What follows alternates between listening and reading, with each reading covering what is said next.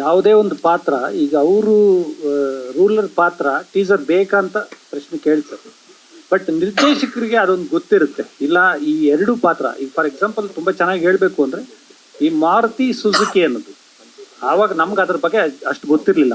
Maruti Suzuki ಅನ್ನೋದು ಒಂದು company ಆದರೆ ಆ ಸುಜುಕಿ ಅನ್ನೋದು 51% ಅಂತೆ, ಮಾರುತಿ ಅನ್ನೋದು 49% ಅಂತೆ. ಸೊ 1% ಅದೊಂದು ಹೀರೋಯಿಸಮ್ ನಂಗೆ ತಿಕ್ತೀವಿ ಎಲ್ಲಾದ್ರಲ್ಲೂ. ಇವಾಗ ಇದೇ ರೂಲರ್ ಟೀಸರ್ ನೋಡಿದಾಗ ರಾಜ್ಬಿ ಶೆಟ್ಟರ್ನ ಹಂಗೆ ತೋರಿಸಿದಾಗ ಅದು ಅವ್ರ ಪಾಯಿಂಟ್ ಆಫ್ ವ್ಯೂನಲ್ಲಿ ನಾನು ಕೆಟ್ಟವನಾಗಿದ್ರು ಅದು ವರ. ಈಗ ಎಲ್ಲಾದ್ರ ಪಾಡ್ಗೆ ಅದು ನಡ್ಕೊಂಡು ಹೋಗ್ತಾ ಇದೆ ಅಂದರೆ ನಿಂದೇನೋ ಹೊಸದು ಕಾನೂನು ಅನ್ನೋದು ನನ್ನ ಪಾಯಿಂಟ್ ಆಫ್ ವ್ಯೂ ಅಂತ ಅವ್ರು ಹೇಳೋದು. ಇಲ್ಲ ಅದ್ರ ಮಧ್ಯೆ ನಾನು ಎದ್ದು ನಿಂತ್ಕೋತೀನಿ. ಈಗ ಕಬ್ಬು ಬೆಳೆಗಾರರ ಬಗ್ಗೆ ಅವರು ತುಂಬ ಚೆನ್ನಾಗಿ ಕೇಳಿದ್ರು. ಎಲ್ಲರೂ ಹಂಗೆ ನಡ್ಕೊಂಡು ಹೋಗ್ತಾ ಇದೆಯಲ್ಲ, ಎಷ್ಟೋ ದುಡ್ಡು ಬರ್ತಾ ಇದೆಯಲ್ಲ ಅನ್ನೋದಲ್ಲ, ಯಾಕೆ ಕೊಡಲ್ಲ ನೀವು 300 ರೂಪಾಯಿ ಅನ್ನೋದು ತುಂಬ ಅದನ್ನು ಪ್ರಶ್ನೆ ಮಾಡೋನೊಬ್ಬ ಬೇಕು. ಸೊ ಅದನ್ನು ನಮ್ಮ ಜಡೇಶ್ ಅವರು ಒಂದು ಪಾತ್ರನ ಇದು ಮಾಡಿ ಅದನ್ನ ಎತ್ತುತ್ತಾರೆ. ಅದು ಇವ್ರಿಗಾಗಲ್ಲ. ಅದು ಎಲ್ಲಾದ್ರ ಪಾಡ್ಗೆ ನಡ್ಕೊಂಡು ಹೋಗ್ತಾರೆ, ನೀನು ಯಾರು ಕೇಳೋಕ್ಕೆ ಅನ್ನೋದು ಪ್ರಶ್ನೆ. ಇದೊಂದು ತಿಕ್ಕಾಟ ಅಂತೂ ನಡೆಯುತ್ತೆ. ಸೊ ಇದು ಸಾರ್ ಹೇಳ್ದಂಗೆ ಇದು ಸೆಲೆಬ್ರೇಷನ್ ಆಗಿ ಈಚೆ ಬಂದು ನಮ್ಮ ಜನಗಳು ಹೌದು ಅಂತ ಇದನ್ನು ಕಥೆಯಾಗಿ ಒಪ್ಕೊಳ್ಳದೆ ಒಂದು ಅನುಭವವಾಗಿ ಒಪ್ಕೋಬೇಕು. ಮತ್ತು ಒಂದು ಮಾರ್ಪಾಡು ಆ ಕಾಲದಲ್ಲಿ ಹೆಂಗಾಗಿತ್ತು ಅನ್ನೋದನ್ನು ಈ ಒಂದು ವಿಧದಲ್ಲಿ ತೋರಿಸುವಂಥ ಪ್ರಯತ್ನ. ಅಂದರೆ ನಾಯಕ ಖಳನಾಯಕ ಅನ್ನೋಕ್ಕಿಂತ ಹೆಚ್ಚಾಗಿ ಇಬ್ಬರ ಉದ್ದೇಶಗಳು ಒಂದೇ ಆಗಿರುತ್ತೆ, ಒಬ್ಬ ತಂತ್ರಿ ಒಬ್ಬ ಕುತಂತ್ರಿ. ಸೊ ಹಂಗಾಗಿ ಪ್ರತಿಯೊಬ್ಬರ ಲೈಫಲ್ಲೂ ಈ ನೋವು ಇದ್ದೇ ಇರುತ್ತೆ. ಈ ಸಿನಿಮಾದ ನೋವು ಬೇರೆ ಬೇರೆ ರೂಪದಲ್ಲಿರುತ್ತೆ. ಅದು ಅವಾಗ ಏನು ಮಾಡಿದ್ರೆ ಚೆನ್ನ, ನನ್ನ ನಂಬಿ ನಮ್ಮನ್ನೆಲ್ಲ ನಂಬಿ ಬರುವಂಥ ಒಬ್ಬ ಪುಣ್ಯಾತ್ಮ ಆ ಪ್ರೇಕ್ಷಕ ತನಗೆ ಸಾಲ ಬಡ್ಡಿ ಎಷ್ಟೇ ಇದ್ರೂ ಮನೆ ನೋವನ್ನ ಮರೆತು ನಮಗೋಸ್ಕರ ಬಂದು ಪಾಪ ಟಿಕೆಟ್ ತೊಗೊಂಡು ಕೂತಾಗ ಅವ್ರಿಗೆ ಅನ್ಸ್ಬೇಕಿದ್ದು ನನಗೆ ತುಂಬ ರಿಲೇಟ್ ಆಗಿದೆ, ಏಟಿಗೆ ಎದುರೇಟಿದ್ರೆ ಮಾತ್ರ ನಾನು ಬದುಕಕ್ಕೆ ಸಾಧ್ಯ ಅಂತ. ಆ ಆ್ಯಂಗಲಲ್ಲೇ ಯೋಚನೆ ಮಾಡ್ತಾ ಇರ್ತೀನಿ, ಕಮರ್ಷಿಯಲ್ ಆ್ಯಂಗಲಲ್ಲಿ ಯೋಚನೆ ಮಾಡ್ತಾ ಇರ್ತೀನಿ ಯಾವಾಗಲೂ ನಾನು. ಅದು ನನಗೆ ತುಂಬ ಇಷ್ಟ. Rajveer sir, on your left, so the teaser is electrifying. Congrats on that. ಈಗ ವಿಜಯ್ ಸರ್ ಕಿತ್ಕೊಳ್ತೀರಾ, ಬೇರೆಯವ್ರನ್ನ ಸುಡ್ತೀರಾ? ಐ ಥಿಂಕ್ ಒಳಗಿರೋ ಯಾವತ್ತೂ ಕೂಡ ಫಸ್ಟ್ ನಮ್ಮನ್ನು ಸುಡುತ್ತೆ. ಸೊ ಈ ಥರದ ಪಾತ್ರಗಳು ಫಸ್ಟ್ ಅವ್ರನ್ನ ಸುಡ್ಕೋತಾರೆ, ಬಟ್ ಗೊತ್ತಿರಲ್ಲ ಅಷ್ಟೇ. ಸೊ ಎಲ್ಲ ಖಳನಾಯಕರು ಅದೇ ರೀತಿ. ಸೊ ನಾವು ಕೂಡ ಎಲ್ಲೋ ಒಂದು ಕಡೆ ಯಾರೋ ಒಬ್ಬರಿಗೆ ಖಳನಾಯಕರಾಗಿರ್ತೀವಿ, ಬಟ್ ಅವ್ರನ್ನ ಸುಡಬೇಕು ಅನ್ನುವಂತಹ ಒಂದು ಇಂಟೆನ್ಷನಲ್ಲಿ ನಮ್ಮನ್ನು ನಾವು ಸುಡ್ಕೋತಾ ಇದ್ವಿ. ಪಾಸ್ಟಲ್ಲೂ ಮಾಡ್ಕೊಂಡಿದ್ದೀವಿ ನಾವು ನಮಗೆ ಆ ಥರ. ಸೊ ಈ ಪಾತ್ರ ಬೇರೆನೂ ಬೇಡ ವೆಪನ್. ಐ ಥಿಂಕ್ ಹೊರಗಡೆ ಅವ್ರನ್ನ ಕೊಲ್ಲೋದಕ್ಕೆ ಬೇರೆ ಬೇಕು, ನಮ್ಮ ಸಾಯಿಸೋದಕ್ಕೆ ಸಿಗರೇಟ್ ಸಾಕಲ್ಲ. ಜಿ ಸರ್, ಇಲ್ಲಿ ಮೊದಲಿಗೆ ನೀವು ಪಾತ್ರ ಥ್ಯಾಂಕ್ ಯು ಸರ್. ನಮ್ಮ ಪ್ರಕಾರ ನಿಮ್ಮ ವೃತ್ತಿ ಜೀವನದ ದೊಡ್ಡ ನಿರ್ಧಾರ ಅಂತ ನಾವು ಅನ್ಕೊಂತೀವಿ. ಹೌದು, ಯಾಕಂದ್ರೆ ಒಬ್ಬರು ಸೂಪರ್ ಸ್ಟಾರ್ ಆಗಿ ಹೌದು ಇಂಥ ಪಾತ್ರ ಆಯ್ಕೆ ಮಾಡ್ಕೊಂಡಿದ್ದೀರಾ. ಆದ್ರೆ ಅಭಿಮಾನಿಗಳಿಗೆ ಇಂಥ ಪಾತ್ರವನ್ನ ನಿರೀಕ್ಷೆ ಮಾಡಲ್ಲ ಎಲ್ಲ ನಿಮ್ಮ ಅಭಿಮಾನಿಗಳು. ಅವ್ರಿಗೆ ಹೆಂಗೆ ಕನ್ವಿನ್ಸ್ ಮಾಡ್ತೀರಾ ನೀವು? 100% ನಿರೀಕ್ಷೆ ಮಾಡ್ತಾರೆ ಸರ್. ನನ್ನ ಅಭಿಮಾನಿಗಳು ಎಲ್ಲರೂ ರೈತರ ಕುಟುಂಬದವರು, ರೈತರ ಮನೆಯಿಂದ ಬಂದು ಇಂಜಿನಿಯರ್ ಆಗಿರೋರು ಇದ್ದಾರೆ, ರೈತರ ಮನೆಯಿಂದ ಬಂದು ಸೈಂಟಿಸ್ಟ್ ಆಗಿರೋರು ಇದ್ದಾರೆ. ಸೊ ಹಾಗಾಗಿ ಎಲ್ರಿಗೂ ಇಷ್ಟ ಆಗುತ್ತೆ ಅನ್ನೋ ನಂಬಿಕೆ ನನಗೆ. ಅಲ್ಲಿ ನೀವು ಎಕ್ಸ್ಪೀರಿಯನ್ಸ್ ಅನ್ನಲ್ಲ, ಅನುಭವ ಅಂತ. ಯಾವ ಅನುಭವ ನೀವು ಹೇಳ್ತಾ ಇದ್ದೀರಾ ಅಲ್ಲಿ? ಡೈಲಾಗ್ ಅಲ್ಲ, ಏನಾಗುತ್ತೆ ಅಂದ್ರೆ ಅನುಭವ ಅನ್ನೋದು ಹೆರಿಡಿಟಿ, ವಂಶ ಪಾರಂಪರ್ಯವಾಗಿ ಅವ್ರಿಗೆ ಒಂದು ಅನುಭವ ಬಂದಿರುತ್ತಲ್ವಾ. ಅಕ್ಷರ ಈಗಲ್ವಾ ನೀನ್ ಮಾತ್ರ ಕಲ್ತ್ಕೊಂಡಿರೋದು ಅಕ್ಷರ ಅವನ ಪ್ರಕಾರ, ಬಟ್ ಅನುಭವ ನನ್ನಲ್ಲ, ನನ್ನ ತಂದೆಗೂ ಅನುಭವ ಆಯ್ತು ರೂಲ್ ಮಾಡಿ, ಅವ್ರ ತಂದೆಗೂ ಅನುಭವ ಆಯ್ತು ರೂಲ್ ಮಾಡಿ. ಹಾಗಾಗಿ ನೀವ್ ಅನ್ಕೋಬಹುದು ಅಂದ್ರೆ ಎಲ್ಲದಕ್ಕೂ ಅಕ್ಷರ ಸಾಕು ಅಂತಹ ಅನುಭವ ಬೇಕು, ಅದ್ ನಮ್ ಕುಟುಂಬಕ್ಕೆ ಇದೆ ಅನ್ನುವಂತ ಒಂದು ಆಟಿಟ್ಯೂಡ್. ಭಾವನಾ ಮೇಡಮ್ ಹೇಳ್ಬೋದಾ? ಹೇಳ್ಬೇಡ ಅಂತಿದ್ದಾರೆ. ರಾಜ್ ಅವ್ರ ಪೇರಾಗೇನೆ ಅದು ನೀವು ಐ ಥಿಂಕ್ ಚಿತ್ರ ನೋಡಾದ್ಮೇಲೆ ಅದು ರಿವೀಲ್ ಆಗುತ್ತೆ ಅಂತ ಅನ್ಸುತ್ತೆ. ತುಂಬಾ ಮನ್ಸಿಗೆ ಮುಟ್ಟುವಂತ ಪಾತ್ರ ಅಂತ ಹೇಳ್ಬೋದು. ರೀತಿಯಲ್ಲಿ ಅದೇ ಹೇಳಿದ್ದು ಹೇಗೆ ಜರ್ನಿ ಆಗಿತ್ತು, ಹೇಗೆ ಈಗ ಸರ್ವೈವ್ ಆಗ್ತಾ ಇರೋದು ಹೇಗೆ ಅನ್ನೋದನ್ನ ಹೇಳಿದೆ. ಇಂಡಸ್ಟ್ರಿಯಲ್ಲಿ ಸಾಕಷ್ಟು ಸಂದರ್ಭದಲ್ಲಿ ಮಲ್ಟಿ ಸ್ಟಾರರ್ ಸಿನಿಮಾಗಳು ಬರುವಂತ ಸಂದರ್ಭದಲ್ಲಿ ಅಂದ್ರೆ ಒಂದಿಷ್ಟು ವಿಚಾರನ ಇಂಡೈರೆಕ್ಟ್ ಆಗಿ ಹೇಳ್ತಾ ಇದ್ರಿ. ಕೆಲವು ಸಂದರ್ಭದಲ್ಲಿ ಏಟಿಗೆ ಎದುರೇಟ್ ಬೀಳುತ್ತೆ, ತಂತ್ರ ಕುತಂತ್ರ ಇರುತ್ತೆ ಅನ್ನೋಂಥದ್ದು ರಾಜ್ಬಿ ಶೆಟ್ಟಿ ಸರ್ ಹೇಳ್ತಾ ಇದ್ರು, ನಾವು ಸುಡ್ಕೋತಾ ಇರ್ತೀವಿ ಅನ್ನೋಂಥದ್ದು. ಇಂತಹ ಹಲವು ಘಟನೆಗಳು ನಿಮ್ಮ ಲೈಫಲ್ಲೂ ಇಬ್ಬರ ಲೈಫಲ್ಲೂ ಆಗಿದೆಯಾ? ಕೆಲವು ಸಂದರ್ಭದಲ್ಲಿ ಮಲ್ಟಿ ಸ್ಟಾರರ್ ಸಿನಿಮಾ ಮಾಡ್ಬೇಕಾದಂತ ಪರಿಸ್ಥಿತಿ ಬಂದಾಗ ಅಂತ ವೇರಿಯೇಷನ್ಗಳನ್ನ ನೀವು ಕಂಡಿದ್ದೀರಾ? ಮತ್ತೆ ಅದು ಈಗ ಹೆಂಗ್ ಬದಲಾಗಿದೆ? ಅಲ್ಲ, ಅದು ಬದಲಾಗಲ್ಲ. ಒಬ್ಬನ ಏಳಿಗೆ ಇನ್ನೊಬ್ಬ ಸಹಿಸಲ್ಲ ಇಲ್ಲಿ. ಅದು ಮನುಷ್ಯನ ಪರ್ಮನೆಂಟ್ ಕಾಯಿಲೆ ಅದು. ಸೊ ಹಾಗಾಗಿ ಅದು ಬದಲಾಗಲ್ಲ. ಯಾವತ್ತು ಇನ್ನೊಬ್ಬರು ಏಳಿಗೆನ ಸಹಿಸಿ ಅದು ಸಖತ್ತಾಗಿದೆ ಅಂತ ಹೊಗಳವರೇ ಕಡಿಮೆ. ಅದೇ ಸಮುದ್ರದಲ್ಲಿ ಈಜಾವಾಗ ಮಾತ್ರ ಗೊತ್ತಿರುತ್ತೆ ಕೈ ಎಷ್ಟು ಕಾಲೆಷ್ಟು ನೋವಾಗುತ್ತೆ, ನಾನು ಎಷ್ಟು ದಮ್ ಕಟ್ಟಬೇಕು ಅಂತ. ಸೊ ನಮಗಿದು ನಮಗಿದು ನಮ್ಮನ್ನ ಬಿಟ್ಟು ಹೋಗಲ್ಲ, ನಾವು ಅವ್ರನ್ನ ಸೋಲಿಸ್ದಿರ ಬಿಡಲ್ಲ. ಇಷ್ಟೇ ಅನ್ಸೋದು.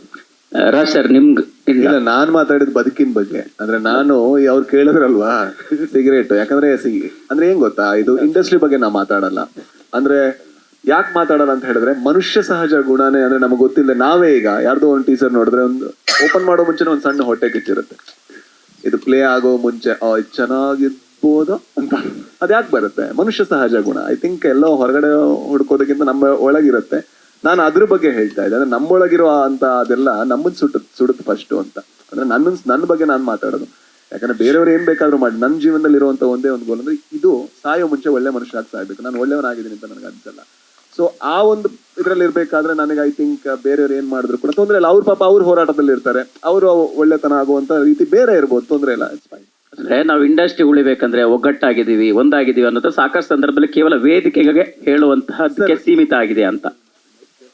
ಸರ್ ಏನ್ ಗೊತ್ತಾ ಇಂಡಸ್ಟ್ರಿ ಅನ್ನುವಂಥದ್ದಿಲ್ಲ ವ್ಯಕ್ತಿಗಳು ಮಾತ್ರ ಇರೋದು ಸೊಸೈಟಿ ಅನ್ನುವಂಥದ್ದಿಲ್ಲ ವ್ಯಕ್ತಿಗಳು ಮಾತ್ರ ಇರೋದು ಸೊಸೈಟಿ ಯುನೈಟ್ ಆಗ್ಬೇಕಂದ್ರೆ ಅರ್ಥ ಏನು ಅಂದ್ರೆ ಮನುಷ್ಯರೆಲ್ಲ ಒಟ್ಟಿಗೆ ಬರ್ಬೇಕು ಬರಲ್ಲ ಯಾರೋ ಒಬ್ಬಂಗೆ ಸಂಡೆ ಬೆಳಿಗ್ಗೆ ಹೇಳಕ್ಕಾಗಲ್ಲ ಇನ್ನೊಬ್ಬಂಗೆ 5 ಗಂಟೆ ವಾಕಿಂಗ್ ಹೋಗ್ಬೇಕು ಎಲ್ಲರೂ 5 ಗಂಟೆಗೆ ಹೋಗ್ಬೇಕು ಅಂದ್ರೆ ರೂಲ್ಸ್ ಆಗುತ್ತೆ ಅದು ತಪ್ಪಾಗುತ್ತೆ ಇಂಡಸ್ಟ್ರಿ ಇರೋದೇ ಹೀಗೆ ಇದಲ್ಲ ಎಲ್ಲಾ ಇಂಡಸ್ಟ್ರಿ ಇರೋದೇ ಹೀಗೆ ಯಾಕಂದ್ರೆ ಮನುಷ್ಯರೇ ಸರ್ ಫೈನಲಿ ಮನುಷ್ಯರು ನಂತರ ನಿಮ್ ತರ ಹಾಗೆ ಇರ್ತಾರೆ ಯಾರೋ ಒಬ್ರಿಗೆ ಮೀಡಿಯಾ ಇಷ್ಟ ಆಗುತ್ತೆ ಯಾರೋ ಒಬ್ರಿಗೆ ಸಿನಿಮಾ ಇಷ್ಟ ಆಗುತ್ತೆ ಎಲ್ರಿಗೂ ಒಂದ್ ಇಷ್ಟ ಆಗ್ಬೇಕು ಇದೇ ರೀತಿ ನಡ್ಕೊಳ್ಬೇಕು ಅನ್ನೋದೇ I think that's not right ಎಲ್ರು ಕೂಡ ಅವ್ರ ಪ್ರಕಾರ ಬದುಕಲಿ ಬಟ್ ನಾವೇನಂದ್ರೆ ನಮ್ಮ ಸಿನಿಮಾನ ಬೆಟರ್ ಮಾಡೋದಕ್ಕೆ ಒಬ್ಬ ನಟನಾಗಿ ನಾನ್ ಬೆಟರ್ ಆಗೋದಕ್ಕೆ ಒಬ್ಬ ನಿರ್ದೇಶಕನಾಗಿ ಇನ್ನೂ ಕಲಿಯೋದಕ್ಕೆ ನನ್ನ ಹೋರಾಟ ಇರಬೇಕು ಏನ್ ಬೇಕಾದ್ರೂ ಹೇಳಿ ತೊಂದ್ರೆ ಇಲ್ಲ ಅಂದ್ರೆ ಈಗ ಯಾರಾದ್ರೂ ಒಬ್ರು ಸರ್ ನನಗೆ ಯಾರೋ ಒಬ್ರು ಹೇಳಿದ್ರು ಗರುಡ ಗಮನ ಆಗ್ಬೇಕಾದ್ರೆ ಅವರಿಬ್ರು ಕಾಮಿಡಿ ಮಾಡೋರು ಆಗ ರಿಷಬ್ ಬೆಲ್ ಬಾಟಮ್ ಮಾಡಿದ್ರು ನಾನು ಒಂದು ಮೋಟೆ ಕಥೆ ಮಾಡಿದೆ ಅವರಿಬ್ರು ಕಾಮಿಡಿ ಮಾಡೋ ಗ್ಯಾಂಗ್ಸ್ಟರ್ ಸಿನಿಮಾ ಯಾರು ನೋಡ್ತಾರೆ ಅವ್ರದ್ದು ಅಂತ ತಪ್ಪ ಅವ್ರು ಹೇಳಿದ್ರು ತಪ್ಪಲ್ಲ ಕರೆಕ್ಟ್ ತಾನೆ ಏನ್ ತಪ್ಪಿದೆ ಅದ್ರಲ್ಲಿ ಹೇಳಿದ್ರೆ ಏನ್ ತಪ್ಪಿಲ್ಲ ಕರೆಕ್ಟ್ ಆಗ ನಾನೇನ್ ಮಾಡಿದೆ ಅದನ್ನ ಪ್ರಮೋಷನ್ ಯಾವ ತರ ಮಾಡ್ಬೇಕು ಅಂತ ಯೋಚನೆ ಮಾಡಿದ್ರೆ ಕರೆಕ್ಟ್ ತಾನೆ ಅವ್ನು ಹೇಳಿದ್ರು 100% ಕರೆಕ್ಟ್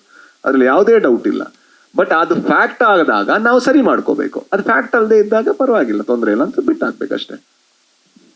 ವಿಜಿ ಸರ್ ಈ ಒಂದು ಕ್ವಶನ್ಸ್ಗೆ ಕಂಟಿನ್ಯೂಟಿ ಹೇಳೋದಾದ್ರೆ ಅವಾಗದಿಂದ ಆ ಸ್ಟೇಜ್ ಮೇಲೆ ಪ್ರತಿಯೊಂದು ಮಾತಲ್ಲೂ ಕೂಡ ಒಂದು ನೋವಿನ ಮಾತು ಹೇಳ್ತಾ ಇದ್ರಿ ಸೊ ನನ್ಗೆ ಏನೋ ನನ್ನನ್ನ ತುಳಿಯಕ್ಕೆ ಪ್ರಯತ್ನ ಪಡ್ತಿದ್ದಾರೆ ಅನ್ನೋ ಮಟ್ಟದಲ್ಲಿ ಇಲ್ಲ ನನ್ನನ್ನ ಅಂತಲ್ಲಮ್ಮ ನಂತರ ಯಾರು ಬಂದ್ರು ಅಷ್ಟೇನೆ ಅಂದ್ರೆ ಅದು ನಿರ್ದೇಶಕ ಆಗ್ಬೋದು ಡೈಲಾಗ್ ರೈಟರ್ ಆಗ್ಬೋದು ಅಥವಾ ಎನಿಬಡಿ ಈ ಸಿನಿಮಾ ಫೀಲ್ಡ್ ಅನ್ನೋದೇ ಹಂಗೇನೆ ಆ ವಿಚಾರಕ್ಕೆ ಯಾವ್ದಾದ್ರು ಸಂಸ್ಥೆ ಮೇಲೆನಾ ವ್ಯಕ್ತಿ ಮೇಲೆನಾ ಅಥವಾ ಕಮೆಂಟ್ ಮಾಡೋದು ಯಾರ ಮೇಲೆ ಹೇಳ್ತಿಲ್ಲ ಅಂದ್ರೆ ಈಗ ಹೆಂಗೆ ಕಾಂಟ್ರವರ್ಸಿ ಕೇಳ್ಬಿಡಿ ಇಲ್ಲ ಶೆಟ್ರ್ ಹೆಂಗೆ ಇವಾಗ ಸೊಸೈಟಿ ಅನ್ನೋದಿಲ್ಲ ಮನುಷ್ಯ ಅನ್ನೋದಿದೀವಿ ಮನುಷ್ಯನ ಸಹಜ ಗುಣ ಅಲ್ವಾ ದ್ವೇಷ ಅಸೂಯೆ ಮತ್ತೆ ಅವನ್ನ ಸಹಿಸದೇ ಇರೋದು ಸಹಜ ಗುಣ ಅದು ನಮ್ಮಲ್ಲೂ ಇದೆ ಅಂತ ಹೇಳಿದೆ ನಾನು ನನ್ನ ಮೇಲೆ ಇದೆ ಅಂತಲ್ಲ ನನ್ನ ಮೇಲೆ ಇದ್ರೆ ನಾನು ಕೇರ್ ಮಾಡಲ್ಲ ಯಾರಿಗೂ ಅದಕ್ಕೆ ಇವತ್ತು ಇಷ್ಟು ಹೊಡೆದಾಡ್ತೀನಿ ಕೂಡ. ರಾಜ್ ಸರ್ ಈ ಕತೆ ಒಪ್ಕೋಬೇಕಾದ್ರೆ ಒಬ್ಬ ವಿಲನ್ ಪಾತ್ರದಲ್ಲಿ ನಾನು ಬರ್ತಾ ಇದ್ದೀನಿ ಅಂದಾಗ ಯೋಚನೆ ಮಾಡಿದೀರಾ ಕಥೆಯನ್ನ ಕೇಳಿದ್ಮೇಲೆ ಇದಕ್ಕೆ ಹೋಗ್ಬೇಕಾ ಬೇಡವಾ ಆತರ ಏನಾದ್ರು ಯೋಚನೆ ಇತ್ತಾ? ಆ ಯೋಚನೆ ಇಲ್ಲ ನೋಡಿ ನಾನೀಗ ಹೋಗಿ ಮಲಯಾಳಂ ಅಲ್ಲಿ ಒಂದು ವಿಲನ್ ಆಗಿ ಮಾಡ್ಬಂದೆ ಅದನ್ನೇನಾದ್ರೂ ನಾನು ಕನ್ನಡ ಇದ್ರಲ್ಲಿ ಮಾಡಿದ್ರೆ ಕನ್ನಡ ಸಿನಿಮಾಗಳಿಗೆ ಲಾಭ ಇದೆ ಅಂತಾದ್ರೆ ನಾನು ಮಾಡಬಹುದು ಒಳ್ಳೆ ರೋಲ್ ಇದ್ದಾಗ ಮತ್ತೆ ಇದು ವಿಲನ್ ರೋಲ್ ಅನ್ನೋದಕ್ಕಿಂತ ಈ ಸಿನಿಮಾಗೆ ತುಂಬಾ ಇಂಪಾರ್ಟೆಂಟ್ ರೋಲ್ ಹಾಗಾಗಿ ನಾನು ಇಲ್ಲಿ ತನಕ ಈ ತರ ಮಾಡ್ಲಿಲ್ಲ ಹಾಗಾಗಿ ನಾ ಮಾಡಿದೆ ಆ ತರ ಲೆಕ್ಕಾಚಾರ ಬರೋಲ್ಲ ನಾನು ಫಸ್ಟ್ ಆಫ್ ಆಲ್ ನಾನು ಹೀರೋ ಮೆಟೀರಿಯಲ್ ನಾ ಮಾಡಿದ್ದೆ ಒಂದು ಮೊಟ್ಟೆ ಕಥೆಯಿಂದ ಬಂದಿದ್ದು ಯಾವ್ದು ಒಳ್ಳೆ ಪಾತ್ರ ಇದೆ ಅದನ್ನ ಮಾಡ್ಕೊಂಡು ಹೋಗ್ತೀನಿ ಮತ್ತೆ ಇನ್ನೊಂದು ಒಂದು ಪ್ರಶ್ನೆಗೆ ಟೈಮ್ ಇದೆ ಅಂತ ಇವರಿಗೆ ಶೋ ಶೆಟ್ರಿಗೆ ಆ ಪ್ರಶ್ನೆಗೆ ಕಂಟಿನ್ಯೂಟಿ ಆಗಿ ಅಂದ್ರೆ ಯಾವುದೇ ಕತೆಗೆ ನಿಮ್ಗೆ ಎಕ್ಸೈಟ್ಮೆಂಟ್ ಕೊಡ್ಲಿಲ್ಲ ಅಂದ್ರೆ ಅದೆಷ್ಟೇ ದೊಡ್ಡ ಸಿನಿಮಾ ಆದ್ರೂ ಒಪ್ಕೊಳ್ಳೋದು ಬಹಳ ಕಷ್ಟ ನೀವು ಸೊ ಇದರಲ್ಲಿ ಮೇಲ್ನೋಟಕ್ಕೆ ಒಂದು ಸೇಡಿನ ಕತೆ ಅಂತ ಅನ್ಸಿದ್ರು ಕೂಡ ಒಳಗೆ ಬೇರೆ ಒಂದು ಸೋಲ್ ಇರುವಂತದ್ದು ಅದೇನದು ಅಂತ ಅದ್ರ ಜೊತೆಗೆ ಇಲ್ಲಿ ತನಕ ಬಹುತೇಕ ಸಿನಿಮಾಗಳು ಕರಾವಳಿ ಭಾಗದ ಸಿನಿಮಾಗಳೇ ಆಗಿರುತ್ತೆ ನಿಮ್ದ ಈಗ ದಯಮಾಡಿ ನಂಗೊಂದು ಕ್ಷಮೆ ಇರಲಿ ಕರಾವಳಿ ಸಿನಿಮಾ ಈ ಸಿನಿಮಾ ಅನ್ನೋದು ಬೇಡ ಸರ್ ಎಲ್ಲವೂ ಸಿನಿಮಾ ಅಂತ ನಾನು ನಂಬಿದ್ದೀನಿ ನನ್ನ ಯಾವಾಗಲೂ ಹಾಗೆ ಪಾಪ ಯಾವಾಗಲೂ ಅದು ಡಿವೈಡ್ ಮಾಡಿಬಿಡ್ತಾ ಇದೀವಿ ಅವ್ರು ಮಂಗಳೂರವರು ಅನ್ನೋದು ಅವ್ರ ಶೆಟ್ರು ಅನ್ನೋದು ಇನ್ನು ಕರಾವಳಿ ಇಲ್ಲ ಸರ್ ಎಲ್ಲರೂ ಹೊಡೆದಾಡಿರೋದು ಒಂದೇ ಒಂದು ಕಾರಣಕ್ಕೆ ಸಿನಿಮಾ ಆ ಸಿನಿಮಾ ಅನ್ನೋ ಹೊಡೆದಾಟಕ್ಕೋಸ್ಕರ ನಾವೆಲ್ಲರೂ ಹೊಡೆದಾಡ್ತಾ ಇದೀವಿ ಎಲ್ಲ ಮೂಲೆಗಳಿಂದನೂ ಕರ್ನಾಟಕದ ಇವತ್ತು ಎಲ್ಲ ಭಾಗಗಳಿಂದನೂ ಸಿನಿಮಾ ಮಾಡ್ತಾ ಇದ್ದಾರೆ ಸರ್ ನಾವೆಲ್ಲ ಸೇರಿ ಕನ್ನಡ ಸಿನಿಮಾನ ಕನ್ನಡ ಚಿತ್ರೋದ್ಯಮನ ನಮ್ಮ ಕೈಲಿ ಎಷ್ಟು ಸಾಧ್ಯನೋ ಅಷ್ಟು ದೊಡ್ಡ ಮಟ್ಟಕ್ಕೆ ತಗೊಂಡೋಗ್ಬೇಕು ಅನ್ನೋ ಆಸೆ ನನಗೆ ಕ್ಷಮಿಸಿದೆ ಖಂಡಿತ ಸರ್ ಅದೇ ಉತ್ತರಕ್ಕೋಸ್ಕರ ವೇಟ್ ಮಾಡಿ ಇಲ್ಲ ಐ ಥಿಂಕ್ ಅಂದ್ರೆ ಎಲ್ಲಾ ಭಾಷೆಯಲ್ಲಿ ಅದೊಂದು ಚೆಲುವಿದೆ ಎಲ್ಲಾ ಕಲ್ಚರಲ್ ಚೆಲುವಿದೆ ನಾನು ಮಂಡ್ಯಕ್ಕೆ ಹೋದ್ರೆ ಮುದ್ದೆನೆ ತಿನ್ನೋನು ಅಂದ್ರೆ ಅಲ್ಲಿಗೆ ಹೋಗಿ ಮೀನ್ ಸಾರು ಮತ್ತೆ ಕೋಳಿ ರೊಟ್ಟಿ ಕೇಳಲ್ಲ ನಾನು ಅಂದ್ರೆ ಪ್ರತಿ ಒಂದು ಸಂಸ್ಕೃತಿಯಲ್ಲೂ ಒಂದು ಬ್ಯೂಟಿ ಇರುತ್ತೆ ಅದನ್ನ ನಾವು ಸಿನಿಮಾದಲ್ಲಿ ನಾವ್ ಯಾಕೆ ಬೇರೆ ಮಾಡಕ್ ಆಗಲ್ಲ ಅಂದ್ರೆ ನಮಗೆ ಅದರದೊಂದು ಡೆಪ್ತ್ ಅಲ್ಲಿ ಗೊತ್ತಿರಲ್ಲ. ಆಗ ಏನ್ ಮಾಡ್ಬೋದು, ಯಾರೋ ಗೊತ್ತಿರೋರು ಮಾಡಿದಾಗ ಅದಕ್ಕೆ ಅವ್ರ ಜೊತೆ ಕೈಗೂಡಿಸ್ಬೋದು. ಜೊತೆಗೆ ಈ ತರ ಟೀಚರ್ಗಳು ಇರ್ತಾರೆ ಕಲ್ಸೋದಕ್ಕೆ. ಸೊ ಅವ್ರ ಜೊತೆ ಇದಾದಾಗ ಕರ್ನಾಟಕ ತುಂಬಾ ಬಹಳ ಸುಂದರವಾದಂತಹ ರಾಜ್ಯ. ಈಗ ಬೇರೆ ಯಾವ ರಾಜ್ಯಕ್ಕೂ ಕೂಡ ಇಷ್ಟು ಬ್ಯೂಟಿ ಇದೆಯಲ್ಲೋ, ಅಂದ್ರೆ ಒಂದು ಸಂಸ್ಕೃತಿ ಮತ್ತೆ ಜಾಗ ಅದು ಬದಲಾಗುವಂತ ರೀತಿ ಬಹಳ ಭಿನ್ನವಾಗಿದೆ.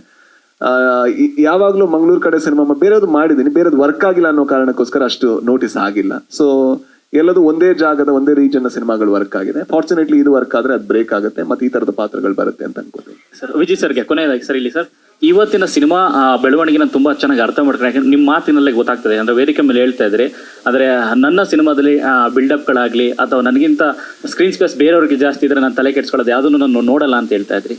ಏನ್ ಕಾರಣಕ್ಕೆ? ಅಂದ್ರೆ ಕತೆ ಏನ್ ಡಿಮ್ಯಾಂಡ್ ಮಾಡುತ್ತೋ ಅದನ್ನ ಮಾತ್ರ ಮಾಡಿದ್ರೆ ಚಂದ ಅಲ್ವಾ? ಅವಾಗ ಒಳ್ಳೆ ಕತೆ ಅಂತ ಹೇಳಿ ತಾವೇ ಹೇಳ್ತೀರಾ, ಇಲ್ಲಾಂದ್ರೆ ಒಳ್ಳೆ ಕತೆ ಅಲ್ಲ ಅಂತೀರಾ. ಅದಕ್ಕೋಸ್ಕರ ಅಷ್ಟೇ. ಈ ಪಾತ್ರ ಒಂದು ವಿಶೇಷ, ಅಳೆದವರು ಮತ್ತು ಉಳಿದವರ ಮಧ್ಯದಲ್ಲಿ ಒಂದು ಗ್ಯಾಪ್ ಇದೆ ಸರ್. ಆ ಗ್ಯಾಪೇ ನಾನು ಸರ್. ಅಳಿದವರು ಇದ್ದಾರೆ, ಉಳಿದವರು ಇದ್ದಾರೆ, ಒಂದು ಸಣ್ಣ ಗ್ಯಾಪ್ ಇದೆ. ಆ ಗ್ಯಾಪ್ ಅನ್ನು ನಾನು ಫಿಲ್ ಅಪ್ ಮಾಡ್ತೀನಿ. ಆ ಗ್ಯಾಪಿಗೆ ಹಿಂಗೆ ಇರ್ಬೇಕು ಸರ್, ಹೀಗೆ ಇರ್ಬೇಕಾಗಿತ್ತು. ರಾಗ್ ತೋರಿಸಿದ್ದಾರೆ.